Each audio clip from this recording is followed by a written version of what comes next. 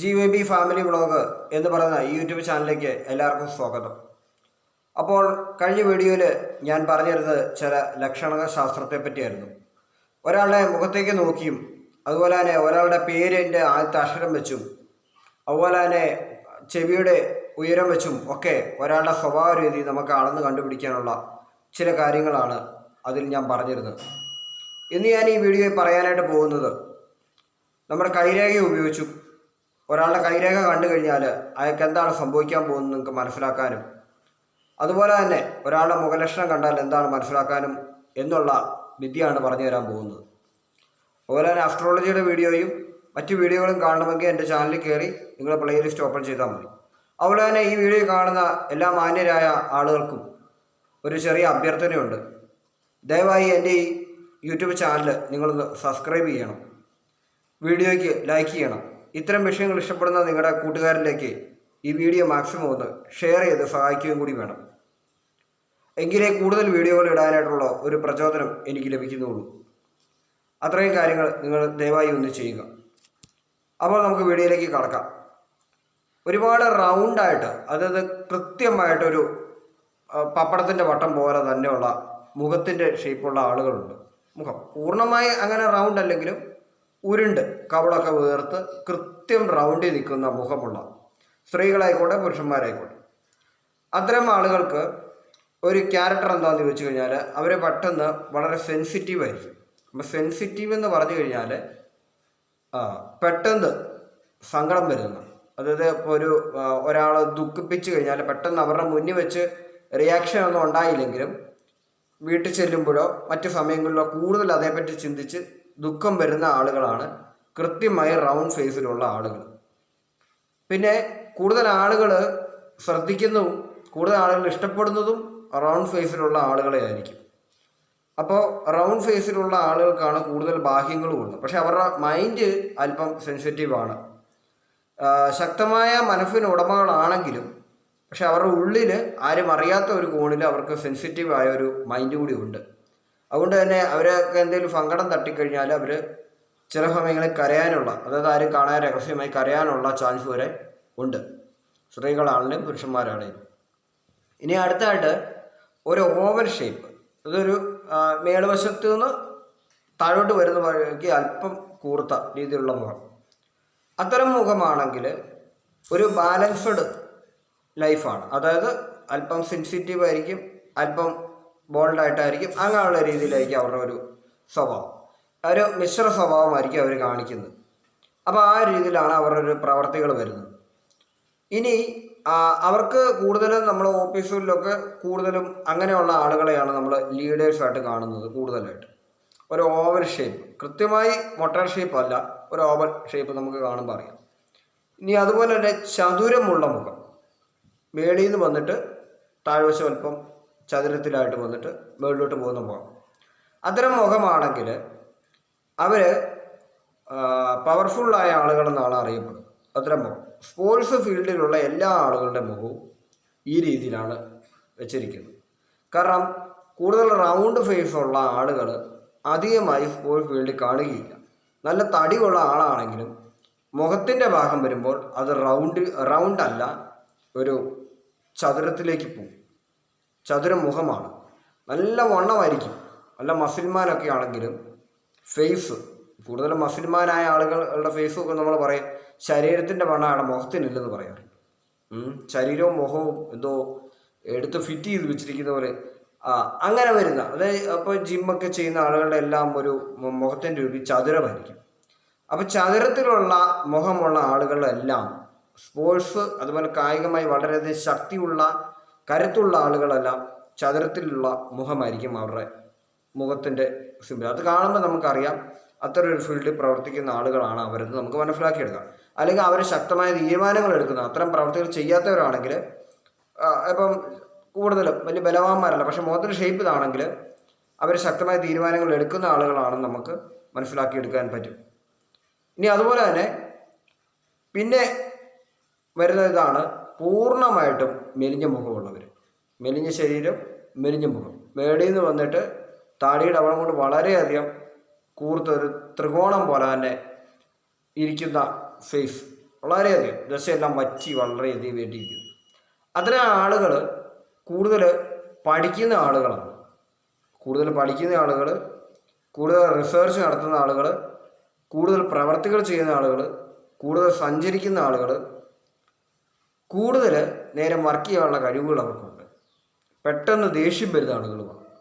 വളരെയധികം വഴക്കും പ്രശ്നമാണ്. കംപ്ലീറ്റ് മുഖം ഫുള്ള് അസ്ഥിയായിട്ടുള്ള രീതിയിൽ വരുന്ന ഫേസുള്ള ആളുകൾ, ഭയങ്കരമായി ദേഷ്യം വരുന്ന ആളുകളും, കൂടുതൽ യാത്ര ചെയ്യുന്ന ആളുകളും, കൂടുതൽ നേരം ജോലി ചെയ്യുന്നവരുമായ ആളുകൾ. ഒരു ജോലി ഏറ്റു കഴിഞ്ഞാൽ അവർ അത്ര പ്രശ്നം സംഭവിച്ചാൽ അവർ ആ ജോലി കംപ്ലീറ്റ് ആക്കുന്നവരെ അവിടെ നിൽക്കും. അപ്പോൾ ഓവർ ടൈം വർക്ക് ചെയ്യുന്ന ജോലികളൊക്കെ ചെയ്യുന്ന ആളുകളാണെങ്കിൽ അത്തരം ഫേസ് ഉള്ളവർ ഉണ്ട്.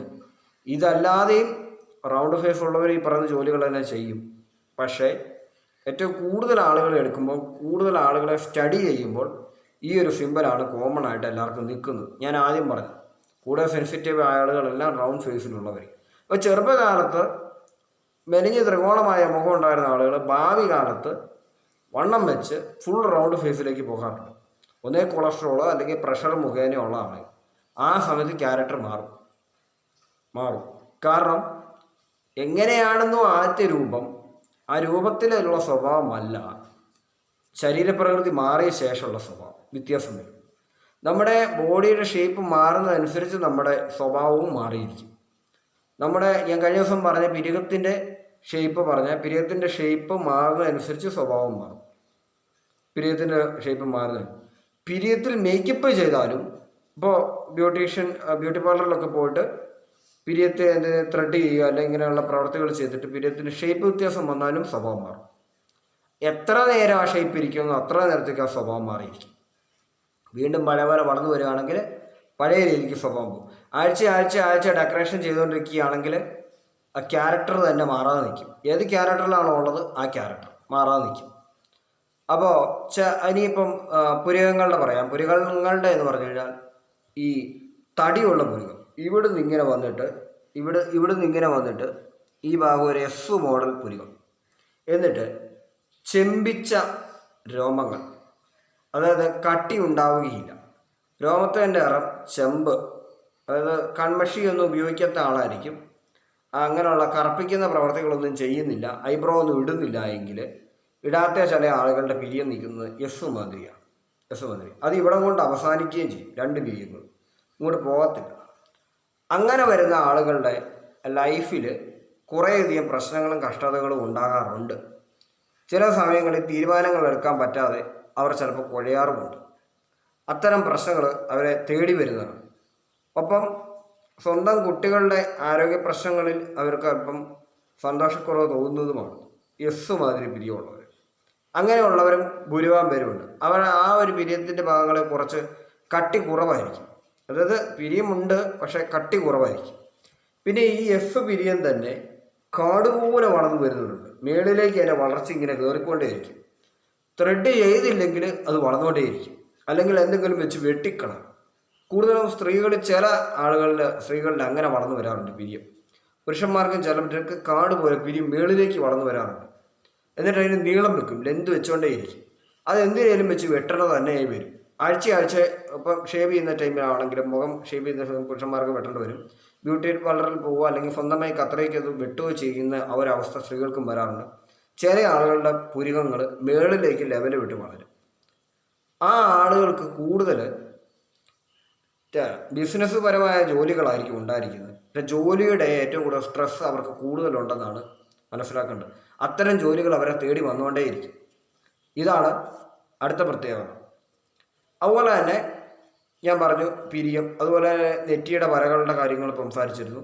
അതുപോലെ തന്നെ പല്ലുകളുടെ നിരയെപ്പറ്റി സംസാരിച്ചിരുന്നു, മൂക്കിൻ്റെ തടിയെപ്പറ്റി സംസാരിച്ചിരുന്നു, ചെവിയുടെ രീതികളെപ്പറ്റി സംസാരിച്ചായിരുന്നു, കണ്ണിൻ്റെ ഇത് പറഞ്ഞിരുന്നു. അതുപോലെ തന്നെ ഞാൻ അപ്പോൾ അടുത്തായിട്ട് പറയാൻ പോകുന്നത് ലക്ഷണത്തിൽ പറയാൻ പോകുന്നതാണ് മറുകുകൾ എന്ന് പറയുന്ന ഒരു സംഭവം. ശരീരത്ത് വരുന്ന അടയാളങ്ങൾ ചുവന്ന മറുകുമുണ്ട്, കറുത്ത മറുകുമുണ്ട്, തവിട്ട് നിറത്തിലുള്ള മറുകുകളുമുണ്ട്. പുരുഷന്മാർക്കാണെങ്കിലും സ്ത്രീകൾക്കാണെങ്കിലും വലത് കൈയിൽ എവിടെ മറുകു വന്നാലും അത് ധൈര്യത്തിൻ്റെ പ്രതീകമാണ്. ചൂണ്ടുവിരലിൻ്റെ തുടക്കം മുതൽ കൈപ്പത്തിയുടെ മേൽവശവും ഈ വശം തൊട്ട് ഈ വശം കൈപ്പത്തിയുടെ ഈ വശം തൊട്ട് എവിടെയെങ്കിലും ഒക്കെ കറുത്ത മറുകുകൾ. അതിന് ചില ആളുകളുടെ ഈ ഭാഗങ്ങളിലായിട്ട് നല്ല വലിപ്പത്തിലായിരിക്കും കറുത്ത മറുക് കാണുക. അപ്പം നല്ല സൈസിലായിരിക്കും. ചിലൊരു ഈ കഴുത്തിൽ കെട്ടുന്ന ഈ താലിയിലുള്ള മിന്നിൻ്റെ ഒക്കെ രീതിയിൽ ചില മറുകളുണ്ട്. കൂർത്തിങ്ങനെ ത്രികോണം രീതിയിലുള്ള മറുകൾ കയ്യിൽ എടുത്തു നിൽക്കുന്നവർക്ക് കാണാം. ഒറ്റ മറുകയെ കാണും ചില ആളുകളുടെ വലത് കയ്യിൽ. സ്ത്രീകളിലാണെങ്കിലും പുരുഷന്മാരിലും അത്രയും വലുപ്പത്തിൽ വലിയ ഡോട്ട് രീതിയിൽ വലിയ ഒരു കറുത്ത വലിയ പൊട്ടൊട്ടിച്ചിരിക്കുന്ന രീതിയിലുള്ള മറുകളുള്ളവരുണ്ട്. ആ മറുകൾ വരുന്നത് വളരെയധികം ധൈര്യം ഉണ്ടെന്നുള്ളതിൻ്റെ തെളിവാണ്. അവർ വളരെയധികം ധൈര്യശാലികളായിരിക്കും.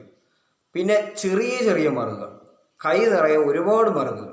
വലത് കയ്യിൽ കൊച്ചു മറുകളായിരിക്കും. സാധാ മറുകൾ ഒരു 6-7 എണ്ണം അടുപ്പിച്ച് വരിക. മേളിൽ കുറേ എണ്ണം, താഴെ കുറേ എണ്ണം, കൈയുടെ പുറകുവശത്ത് കുറേ എണ്ണം, ഈ വശങ്ങളിൽ കുറേ എണ്ണം. അങ്ങനെ വരികയാണെങ്കിലും ധൈര്യം കൂടുതലെന്നുള്ളത് തന്നെയാണ് ഇത്. ഇതിൻ്റെ നേരെ ഓപ്പോസിറ്റാണ്. ഇപ്പം വലത് കൈയാണ് സ്ത്രീക്കും പുരുഷനും ധൈര്യം തന്നെ. മറ്റേപോലെ തിരിച്ചിട്ടില്ല, കൈരേഖയുടെ പോലെ തിരിച്ചിട്ടില്ല. വലത് കൈ ധൈര്യത്തിൽ. ഇടത് കൈയുടെ പ്രത്യേകത, ഇടത് കൈയിലാണ് വരുന്നതെങ്കിൽ ഇടത് കൈയിലെ മറുക് ഈ പ്രശസ്തി നേടിക്കൊടുക്കുന്ന മറുകാണ്. പക്ഷെ ഒരു പ്രശ്നമുണ്ട്, ആ വ്യക്തികൾക്ക് അല്പം ധൈര്യക്കുറവ് കാണും പല കാര്യങ്ങളും. പക്ഷേ ഒരേ സമയം വലത് കൈയിലും ഇടത് കൈയിലും മറുകാണെങ്കിൽ അവർ ബാലൻസ്ഡ് ആയിരിക്കും. അതായത് ആവശ്യത്തിനുള്ള പേടി, ആവശ്യത്തിനുള്ള ധൈര്യം. അമിതമായ ധൈര്യം അപകടത്തെ കൊണ്ട് ചാടിക്കും. അമിതമായ ധൈര്യമുള്ള ആളുകളാണ് വളരെയധികം ഒന്നിനെയും ഭയമില്ലാതെ വന്നാൽ ആരോടും എതിർക്കുന്ന സ്വഭാവം വരുമല്ലോ. വലിയ വലിയ കുറ്റകൃത്യങ്ങൾ കാണിക്കുന്നത് ഭയമില്ലാത്തതുകൊണ്ടാണല്ലോ. അപ്പോൾ അവരുടെ ജീവിതം എവിടെയായിരിക്കും എന്ന് നമുക്ക് ഊഹിക്കാവുന്നേ ഉള്ളൂ. നിയമപരമായ കുരുക്കുകളിൽപ്പെട്ട് അവരുടെ ജീവിതം അസ്തമിക്കും. അതുകൊണ്ട് തന്നെ ഒരു പരിധി കൂടുതൽ ധൈര്യം കൂടുന്നതും ആപത്ത് തന്നെയാണ്. അതുകൊണ്ട് തന്നെ ഏറ്റവും നല്ലത് ബാലൻസ്ഡ് തന്നെ. ഇടത് കൈയിലെ മറുക് ചെറിയ മറുകും വലത് കൈയിൽ 2-3 മറുകുണ്ടെങ്കിൽ ആ വ്യക്തിക്ക് ചെറിയ ഭയങ്ങളെ കാണൂ, ബാക്കി എല്ലാത്തിനും ധൈര്യം കാണും. ഇനി ഇടത് കൈയിലെ മറുക് വലുതും വലത് കൈയിൽ വളരെ ചെറിയ കുത്തുകളായ മറുകുകൾ ഉണ്ടെങ്കിൽ ആ വ്യക്തിക്ക് തീർച്ചയായും അധികമൊന്നും ധൈര്യം ഉണ്ടാവുകയില്ല. ഇനി കൈയുടെ പിൻഭാഗത്ത് വലിയ മറുക്, ഈ ഭാഗത്ത് ഒരു വലിയ മറുക് വരികയാണെങ്കിൽ വലത് കൈയിലാണെങ്കിൽ അതും ധൈര്യത്തിൻ്റെ സിമ്പിൾ തന്നെയാണ്. ഇടത് കൈയിലുള്ള മറുകും വലത് കൈയിലുള്ള മറുകും വലിപ്പം കൂടിയിരിക്കുന്ന മറുകിനനുസരിച്ചുള്ള സ്വഭാവ വ്യത്യാസങ്ങളാണ് കാണുക. ചില മറുകുകൾ വളർന്നിട്ട് ഒരു കുരു പോലെ പുറത്തേക്ക് തള്ളി നിൽക്കും. ചില മറുകുകൾ ഒരു ഡിസൈൻ മാത്രമേ കാണൂ, തൊലിപ്പുറത്തുള്ള മറുകുകൾ. ചിലത് വളരെ ചെറിയ കുത്തുകൾ മാത്രമായിരിക്കും. കുത്തുകളായ മറുകുകൾക്ക് കാക്കപ്പുള്ളി എന്ന് പേരുണ്ട്. കാക്കപ്പുള്ളി വരിക എന്നാണ് അതിനെ പറയുന്നത്. വലുപ്പത്തിലും വെളിയിലേക്ക് ബഡ്ജ് ചെയ്ത് ചിലപ്പോൾ ഒരു കുരു മാതിരി തൂങ്ങി നിൽക്കുന്ന മറുകുകളും ചില ആളുകൾക്ക് വരാറുണ്ട്. ചില ആളുകൾ അത് ചില സർജറികളൊക്കെ ചെയ്ത് നീക്കം ചെയ്യാറുമുണ്ട്. അത്തരം മറുകൾ വരുന്നത് കൂടുതലും കഴുത്തിലും മുഖത്തിലുമാണ്. നെറ്റിയിൽ, കൺപോളകളിൽ, പിരിയത്തോടനുബന്ധിച്ച് ഒക്കെ. ഇത് പല രീതിയിലും ആളുകൾ മുഖത്ത് വൃത്തികേടായതുകൊണ്ട് അത് ഭംഗിയില്ല, സൗന്ദര്യത്തിൻ്റെ ക്ഷതം സംഭവിക്കുന്നതുകൊണ്ട് ഇത് ചില ട്രീറ്റ്മെൻറ്റ് ചെയ്ത് എടുത്ത് മാറ്റാറുണ്ട്. പക്ഷേ ഈ മാറ്റുന്നതിനോടൊപ്പം ഈ മറുക് കാരണം നമുക്ക് വരുന്ന ബാഹ്യങ്ങളും കൂടി നമ്മൾ തട്ടിക്കളയുകയാണ് ചെയ്യുന്നത്. ഇതെങ്ങനെയാണ് പ്രവർത്തിക്കുന്നത് പറഞ്ഞുതരാം. ഒന്നാമത്തെ, നെറ്റിയിലുള്ള മറുക്. ഭൂരിഭാഗം സ്ത്രീകൾക്കും നെറ്റിയിലൊരു മറുക് വരാൻ സാധ്യതയുണ്ട്. ഇങ്ങനെ നെറ്റി മറുക് വരുമ്പോൾ കൂടുതൽ ശ്രദ്ധിക്കപ്പെടുന്ന ആളുകളാണ് നെറ്റി മറുകുള്ളവർ. ഇനി അതിന് ഇടതുവശമോ വലതുവശമോ ഒന്നുമില്ല, എവിടെ വേണേലും നെറ്റിയുടെ ഇടതുവശമോ വലതുവശമോ.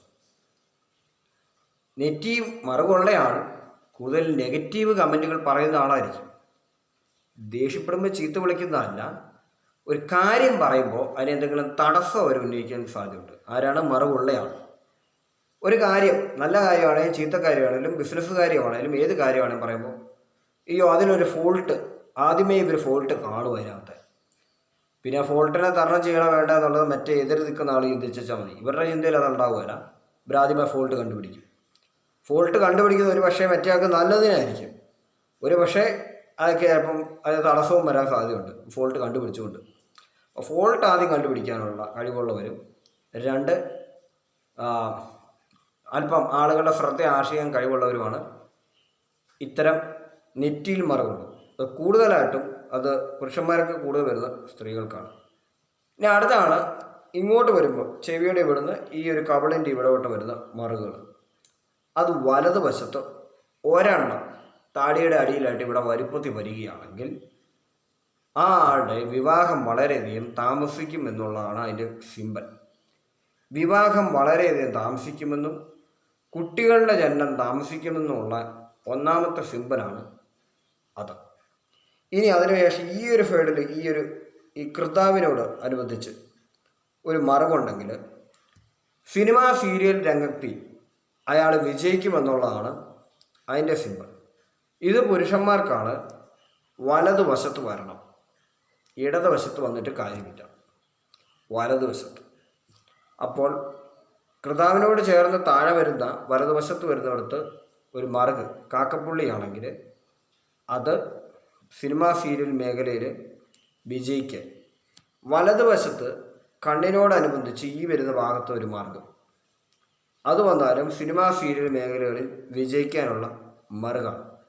അതിന് വലിയ വലിപ്പമൊന്നും കാണുകയില്ല, ചിലപ്പോൾ ഒരു കുത്തു മാതിരിയുള്ളതായിരിക്കും. അതൊരു സൂചിക്കുത്ത് പോലെ കാണുന്നതെങ്കിൽ ചെറിയ ഷോർട്ട് ഫിലിം, ചെറിയ യൂട്യൂബർ അത്തരം കാര്യം. എന്നാലും വീഡിയോ മുഖാന്തരം പുറലോകത്ത് ഒരു 10-20 പേര് കാണുന്ന ഒരു വ്യക്തിയായിരിക്കും.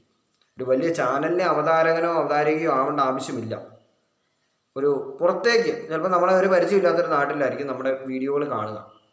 അങ്ങനെ വീഡിയോ മുഖാന്തരം കാണാനുള്ള പുറത്തുള്ള ജനങ്ങൾക്ക് അറിവുള്ള ആരോ ഒരാൾ, പേരോ പേരോ ഒന്നും അറിയില്ലെങ്കിലും ആ രീതി ചെറിയ രീതി ഫേമസ് ചെയ്യാനാണ് ചെറിയ കുത്ത്. അതിവിടെ വരണം. വലിപ്പം കൂടുന്നതിനനുസരിച്ച് വലുതായിട്ട് ഫേമസ് ആവും. ഈ ഭാഗങ്ങളിലാണെങ്കിലും ഫേമസ് ആവും. കഴുത്തിനടിയിലുള്ള ഈ ഭാഗത്താണെങ്കിൽ ഞാൻ ഈ ചൂണ്ടുവിരൽ കുത്തുന്നവിടെ നോക്കുക, അവിടെ ആണെങ്കിൽ ആ മറുക് ചെറിയ കാക്കപ്പുള്ളി ആണെങ്കിൽ വലിയ കുഴപ്പമില്ല. കാക്കപ്പുള്ളിയോടൊപ്പം ഒരു പുറത്തേക്ക് തള്ളി നിൽക്കുന്ന രീതിയിൽ ഉരുണ്ട ഒരു മറുകാണ്, ഇറങ്ങി വരുന്ന മറുകാണെങ്കിൽ അത് വിവാഹത്തിനുള്ള കാര്യതടസ്സവും താമസവുമാണ് കാണിക്കുന്നത്. ഇതിനെ ഭേദിച്ചുള്ള കാര്യങ്ങൾ മറ്റ് ജ്യോതിഷപ്രകാരമുള്ള ചെയ്യാമെന്നറിയാമെങ്കിൽ അത് ചെയ്യുക. ഇനി ഇടതുവശത്തുള്ള കാര്യങ്ങൾ, ഇത് വലതുവശത്താണെങ്കിൽ പുരുഷന്മാർക്കും സ്ത്രീകൾക്കും ഇതേ ഒരു ഗുണം തന്നെയാണ് ലഭിക്കുന്നത്. ഇനി ഇടതുവശത്താണ് വരുന്നതെങ്കിൽ ഇടതുവശത്തുള്ള കണ്ണിന് താഴെയുള്ള മറുക്, ഇവിടെ വരുന്ന മറുക് പുരുഷനായാലും സ്ത്രീ ആയാലും സ്വാർത്ഥതയാണ് സൂചിപ്പിക്കുന്നത്. സ്വാർത്ഥത, സ്വന്തം കാര്യം മാത്രം, അത് കഴിഞ്ഞിട്ട് ബാക്കിയുള്ളത് ഫസ്റ്റ് എനിക്കായിരിക്കണം. അതുപോലെ തന്നെ നെറ്റിയുടെ മേളുകളുടെ ഇവിടെയുള്ള ഇടതുവശത്തുള്ള മറുക്, അതും സ്വാർത്ഥത. ഈ സൈഡിൽ ഇവിടെ ഇടതുവശത്ത് മുഖത്ത്, കയ്യിലല്ല, കയ്യിൽ ഞാൻ പറഞ്ഞല്ലോ ധൈര്യക്കുറവാണെന്ന് പറഞ്ഞു. ഇടതുവശത്ത് മുഖത്ത് മറുക് വരുന്നത് സ്വാർത്ഥതയുടെ മാത്രമുള്ള സിമ്പലാണ്. ഇടതുവശത്താണ് മറുകെങ്കിൽ സ്വാർത്ഥരായ ആളുകൾ, ഇവരുടെ കയ്യിൽ കൂടുതൽ സമ്പത്തുണ്ടാവും. കാരണം ഇവർക്ക് സാമ്പത്തികമായി രക്ഷപ്പെടാനുള്ള യോഗവും കൂടിയുണ്ട്. സ്വാർത്ഥതയുള്ളതുകൊണ്ട് തന്നെ കൂടുതൽ പിശുക്കുള്ള ജീവിതമാണെങ്കിൽ കൂടുതൽ പണം ഇവരുടെ കൈവശത്തുണ്ടാവും. ഇനി രണ്ട് സൈഡിലും മറുക് വന്നാൽ സ്വാർത്ഥരുമായിരിക്കും, അതായത് സഹായമുള്ള മനസ്സ് ഉള്ളവരുമായിരിക്കും. ഇടകലർന്ന സ്വഭാവം കാണിക്കുന്നവരും. സ്വാർത്ഥത കാണിക്കേണ്ടവർക്ക് സ്വാർത്ഥത കാണിക്കും, അല്ലാത്തവർക്ക് അല്ലാത്ത രീതിയിൽ നിൽക്കും. അതെങ്ങനെയാണെന്ന് വെച്ചപ്പോൾ നമുക്ക് ഒരു ക്ലബിലൊക്കെ പോകുന്ന ആളാണെങ്കിൽ ലഹരി വസ്തുക്കൾ, ഇപ്പം മദ്യം പോലുള്ള വസ്തുക്കളൊക്കെ കൂടുതൽ ഘോഷിക്കാനായിട്ടൊക്കെ റെഡി ആയിരിക്കും പണം മുടക്കാൻ. പക്ഷേ വീട്ടിലേക്ക് ചിലപ്പോൾ പല സാധനങ്ങളും വാങ്ങുന്നതിന് ചിലപ്പം പിശുക്ക് കാണിച്ചെന്ന് വരും. അങ്ങനെ വരുന്നവരാണ് ഈ രണ്ട് സൈഡിലും മറുകുള്ള ആളുകൾ.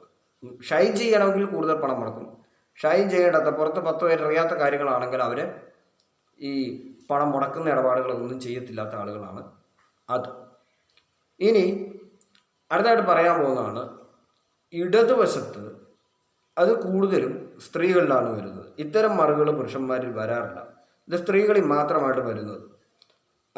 അതെങ്ങനെയാണെന്ന് വെച്ച് കഴിഞ്ഞാൽ ഒന്നാമത്തെ മറുക് നെറ്റിയിൽ, രണ്ടാമത്തെ മറുക് ഇടത് കണ്ണിൻ്റെ പോളയിൽ, മൂന്നാമത്തെ മറുക് ഇടത് കണ്ണിൻ്റെ പോളയിലെ താഴെ തന്നെ ആ ലെവലിൽ. പിന്നെ താഴേക്ക് വരുമ്പോൾ ഇടത് ഈ കീഴ്ത്താടിയുടെ ഇവിടെയായിട്ട് കാക്കപ്പുള്ളി. ഇതെല്ലാം കൂടി ഒന്നിച്ച് സ്ത്രീകൾക്ക് വരും. അതായത് മേളിൽ നിന്ന് ഇതൊരു ലൈൻ വരച്ച പോലെ തന്നെ മുഖത്ത് മറ്റ് പാണ്ഡവം ഒന്നുമില്ലാതെ വൃത്തികേടായിട്ടൊന്നുമുള്ള രീതിയിലല്ലാതെ തന്നെ ശ്രദ്ധിച്ച് നോക്കിയാൽ വലിപ്പം കാണുകയില്ല, കുത്തുകളാണ്. അതായത് ഒന്ന് ഇവിടെ ഒരെണ്ണം, കണ്ണിൻ്റെ പോളയിലൊന്ന്, താഴെ ഒന്ന്, ഇവിടെ ഇടതുവശത്ത് താടിയോടി വരുന്ന കാക്കപ്പുള്ളി. ഇതിനർത്ഥം എന്താണെന്ന് ചോദിച്ചു കഴിഞ്ഞാൽ ഇവർ സ്വാർത്ഥരാണ്. ഒന്ന്, ഇടതുവശത്താണ്. രണ്ട്, ഭയങ്കരമായ ധനത്തിൻ്റെ യോഗമാണ് ഇവർക്ക്, രാജകീയ ധനയോഗം. മൂന്നാമത്തെ താഴെയുള്ള കാക്കപ്പുള്ളി സൂചിപ്പിക്കുന്നത് സിനിമാ സീരിയൽ രംഗങ്ങളിൽ വളരെയധികം വിജയവും അറിയപ്പെടുന്ന വ്യക്തിത്വമാകാനുള്ള യോഗവുമാണ് കാണിക്കുന്നത്. ഇതിലേതെങ്കിലും ഒന്നില്ല എന്ന് കരുതുക. അതായത് കണ്ണിന് മുകളിലുള്ള ഈ പോളയിലുള്ള മറുകില്ല എന്ന് കരുതുക. ഒരു മറുക് ഇവിടെ മാത്രമുള്ളെങ്കിൽ സ്വാർത്ഥത.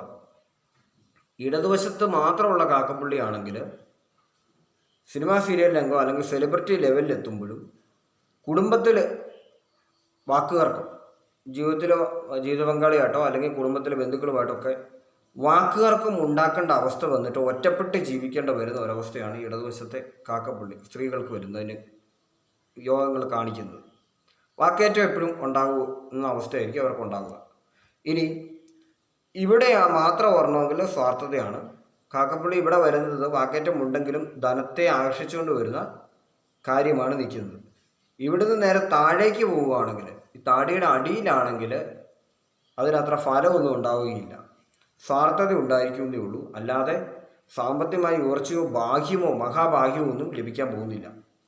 ഇനി ഈ പറയുന്ന ലിസ്റ്റിലുള്ളത് തീർച്ചയായും പല സ്ത്രീകൾക്കും പെട്ടെന്ന് തന്നെ വരാറുണ്ട്. രാജയോഗങ്ങൾ കൂടുതലാണെങ്കിൽ തീർച്ചയായും അവർക്ക് ആ ഒരു ലൈന് അതേ രീതിയിൽ തന്നെ കാണാം. കാരണം ഫസ്റ്റ് ഇവിടുന്ന് തിരിയത്തേം തുടങ്ങി കൺപോളയെ തുടങ്ങി ഇങ്ങനെ വരും. ചില ആളുകൾക്ക് കണ്ണിനകത്തും മറന്നു വരും. കണ്ണിനകത്ത് കൃഷ്ണമണിയുടെ വെളുത്ത ഭാഗത്ത്, കൃഷ്ണമണിയുടെ സൈഡിൽ, കൃഷ്ണമണി കറുത്താണ്, സൈഡിലുള്ള വെള്ള ഭാഗത്തിനകത്ത് കണ്ണിനകത്തൊരു മറുക്. ഇതും വളരെയധികം ഫേമസ് ആകാനുള്ള യോഗമാണ്. ഇത് ഇടതോ വലതോ വന്നാൽ യാതൊരു കുഴപ്പമില്ല. ആ വ്യക്തിക്ക് കാത്തിരിക്കുന്ന വളരെയധികം രാജയോഗമാണ്. കാരണം നമ്മൾ സ്കൂളിലൊക്കെ പഠിക്കുമ്പോൾ അടുത്തിരിക്കുന്ന പിള്ളേരുടെ കണ്ണിലേക്ക് ഇതാടാ നിന്നെ കണ്ണിട്ട് മറുകെന്നൊക്കെ നമ്മൾ പറയാറുണ്ട്. കണ്ണിനകത്ത് അത് അങ്ങനെ ഒരു മറുകുണ്ട്. അതൊരു കറുത്ത ഒരു സാധനം കൂടെ ഇങ്ങനെ ഒരു വരയോടുകൂടി കണ്ണിനകത്ത് വെള്ളഭാഗങ്ങളിൽ ഉണ്ടായിരിക്കും.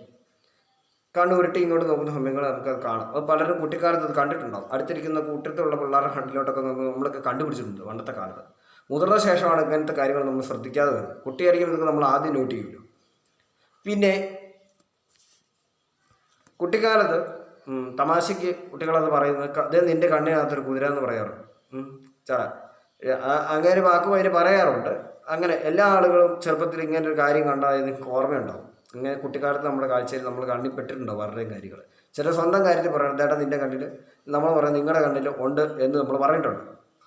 ഇനി അടുത്ത മറുകിൻ്റെ ഒരു സെറ്റപ്പ് വരുന്ന മുഖത്ത് എവിടെയാണെന്ന് ചോദിച്ചു കഴിഞ്ഞാൽ ഇടത് ചൊടിയുടെ മേളിൽ ഇവിടെ ഈ വശത്ത് മൂക്കിനോട് ചേർന്ന് ഈ ഒരു ഇടത് സൈഡിൽ എവിടെ വന്നാലും ഒന്ന് സ്വാർത്ഥത, രണ്ട് ദേഷ്യം, ഗൗരവം, ധിക്കാരം തുടങ്ങിയവ, മൂന്ന് സൗഭാഗ്യങ്ങൾ, സാമ്പത്തിക ഉന്നതി, അറിയപ്പെടുന്ന വ്യക്തിയാവുക തുടങ്ങിയവ.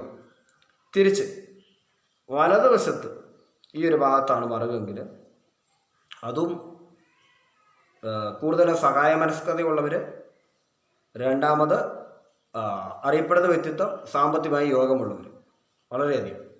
ഇത് ഇവിടെ ഒരു ശ്രദ്ധിക്കേണ്ട കാര്യമുണ്ട്. ഇത് വലിയ അരിമ്പാറ വലിപ്പത്തിൽ വരും. ഒറ്റ നോട്ടത്തിൽ മുഖത്തേക്ക് നോക്കുമ്പം മൂക്കിൻ്റെ താഴത്തെ മറുകാണ് ഒരാളുടെ കാഴ്ചപ്പെടുക. ഇങ്ങനെ വരുന്ന മറുകുകളാണ് സാധാരണ ആളുകൾ ചികിത്സിച്ച് നീക്കം ചെയ്യുന്നത്. അപ്പം ചികിത്സിച്ച് നീക്കം ചെയ്യണമെന്ന് ആഗ്രഹമുള്ളവർക്ക് തീർച്ചയായും ചികിത്സിച്ച് നീക്കം ചെയ്യാം. കാരണം മുഖത്തിൻ്റെ ഭംഗിയെ അത് ബാധിക്കുന്നതാണ്.